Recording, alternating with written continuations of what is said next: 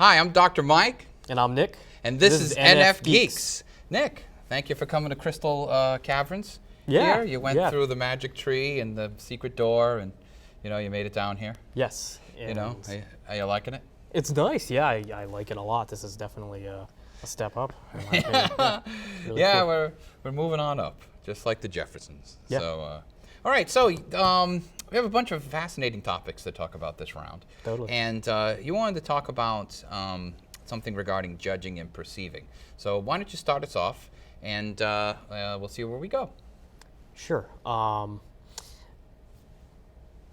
To start off on this one, I'd say it goes back to the early days of me taking the MBTI. Before I knew anything about typology or the nuts and bolts or the technicalities of anything, somehow stumbled into the MBTI, kind of like an abridged version that you find in books or whatever, like that are either career books or whatever. And even I can remember back in high school and college kind of taking abridged versions of it, being like, oh, are you introverted, extroverted, so on and so forth. And I always came out clear, intuitive, and I always came out as a pretty clear feeler. I'd say more moderate on the feeling, but intuition and feeling were always pretty much like, those are what I am. And for the most part, introversion was pretty moderate too, slight to moderate. But the one that I always had, the dichotomy that I always had a really tough time drawing a clear answer from, and it still really gets me to this day. Anytime, I come in contact with J or P questions or whatever, is I just can't nail down if I have a clear preference for perceiving or judging. Okay. Now I'm an INFJ. That's what it is. I've taken the official MBTI professionally twice with a practitioner present, and they always came out INFJ. And even if there were questions with the J and the P dichotomies, I always would ask them, what is this, comparing the two profiles, so on and so forth, and really breaking it down. And it always became clear, and it is right now, that I'm an INFJ. But, still, whenever I go back to J or P questions, it's never one or the other. It's always just about even, and it always seems like judging just about tops it. Especially the way the MBTI defines it. So let me see if I got this. I'm going to try to say it back. So what you're saying is that you and I'm assuming other introverts, have an issue regarding the actual questions of the MBTI regarding what, in other words, that the judging and perceiving are very close to each other, and that's why it seems that these things get a little mixed up. But the issue, as far as I understand what you're saying, is the issue is that when reading the items, like it's specific, like reading the items as to whether they're judging or perceiving, there's a question mark. Oh yeah, I mean, it always almost comes out dead even. Okay. I can answer just as many perceiving questions as judging questions and not feel like, oh shit, I should have gone back and answered more J or P's. It's always like I answered both of those as best as I could, as honestly as I could, and they always just pretty much come out even, with a slight preference for judging. All right. And yeah, kind of going back, like my initial kind of inspiration for investigating this further was, back early on, before I even took the official MBTI, going in like career books and other kind of self-discovery books where they have the MBTI. Just taking it blindly, it would always come out dead even. Mm-hmm. And then with the other preferences being strong. And then as I even took the MBTI, the first time I took it, I was like, oh, this will be so much more clear. Nope, still came out deadlocked, with only that slight preference for J. So my initial inspiration was just myself. I was like, this is weird that I'm not having a strong preference for this. As I dug further in typology, I started to come across more and more people through various forums, discussion groups. Even in person, I started to get people interested in typology and Myers-Briggs.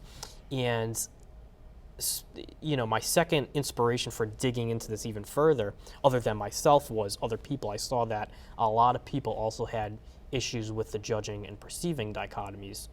And what I know specifically was introverts had the hardest time distinguishing J or P. Extroverts, especially extroverts with sensing, but even like say NT extroverts, like an ENTJ, extroverts always never seem to have a problem. Like I assume you probably have a really strong preference for perceiving. Oh yeah, as an ENFP. it was very strong, easy to see. Okay, It wasn't on the bubble. Yeah. At all. What's your let's be more clear here. What is your explanation for this, as to why this happens? It's just sort of introverts? Like, why would introverts have this issue? Okay, totally. What's your explanation? Totally. So What's yeah. your justification? No, absolutely. There's a few sources of validation that kind of came to me internally and Okay. even externally.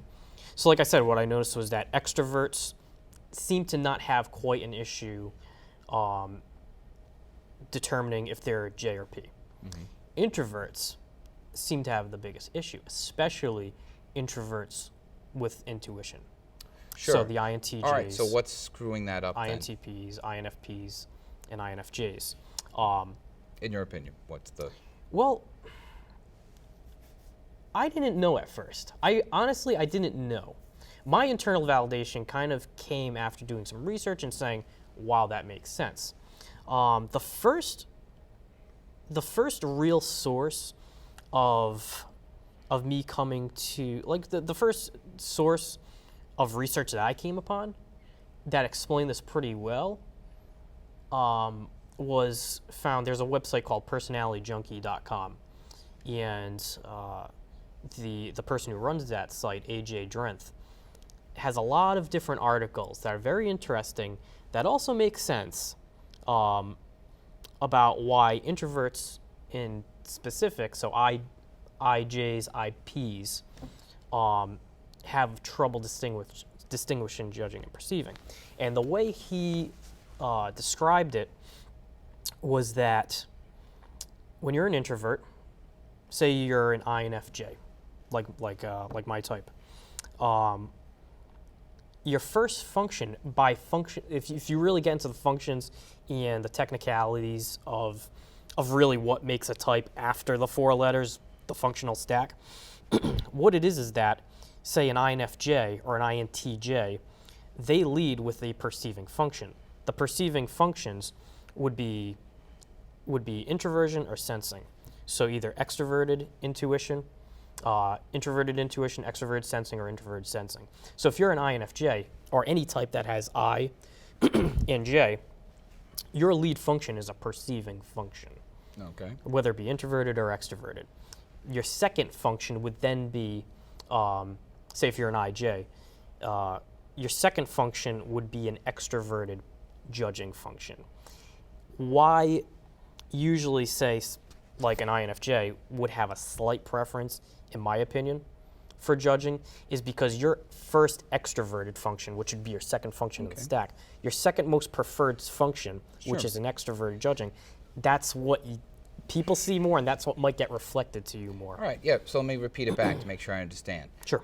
Because INFJs have a dominant intuition, they sometimes see themselves or understand things, perceiving more than maybe they really do. No, exactly. Right? And that INFPs, because their judging is so strong as feelers, they also make the same mistake, that they're more judging than they actually are. Totally. Like, for instance, anybody with an I or a P, take an INFP, like you said, or an INTP, which also have issues that I've seen kind of distinguishing, am I a judger, am I a perceiver?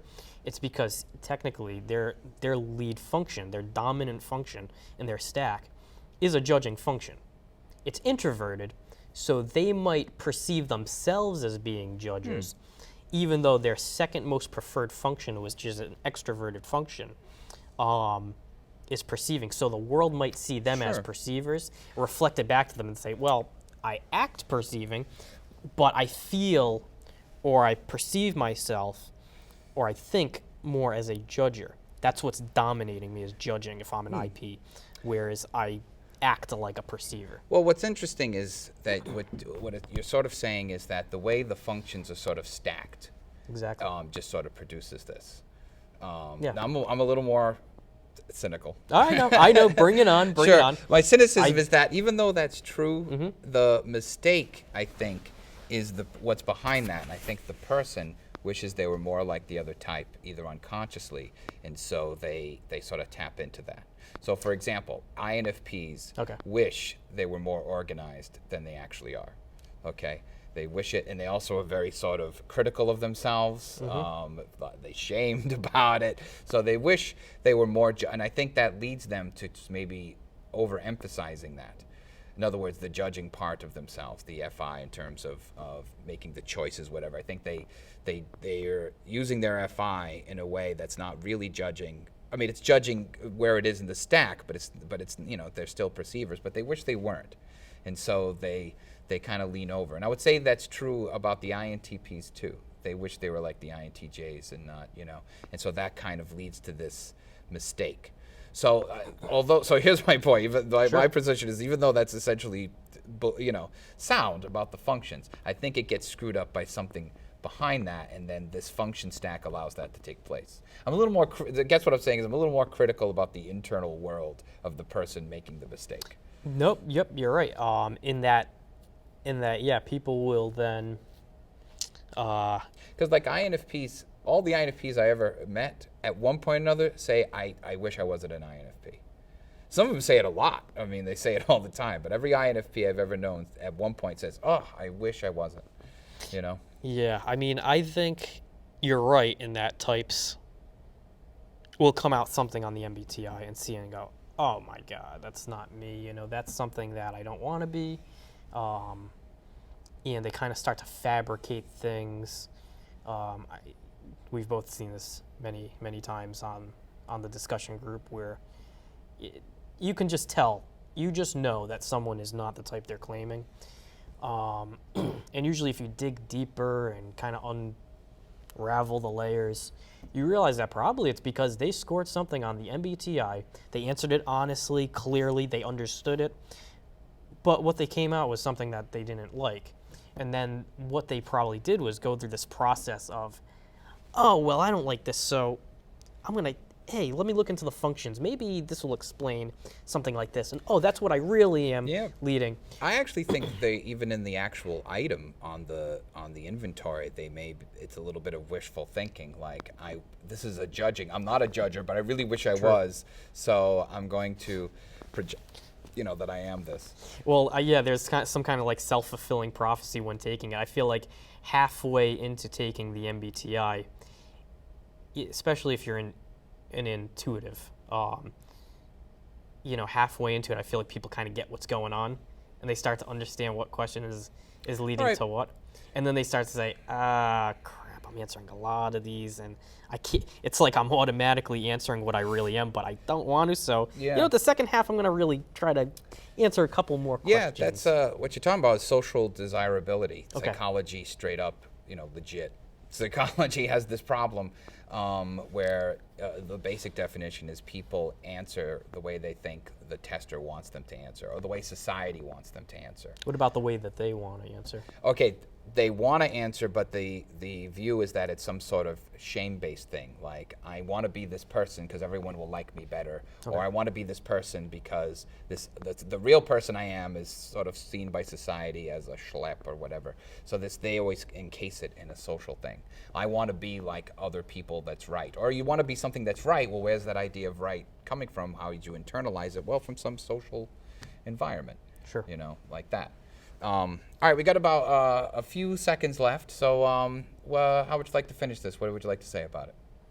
Well, I mean, I guess what I'd like to end it off on is if you're, INFJ, INFP, INTJ, INTP, and you're having trouble with kind of like that last J or P situation, check out that site, personalityjunkie.com. All AJ right. Drenth really kind of has a couple good articles on which would explain what's causing that confusion. All right, great. Fantastic. Thank you.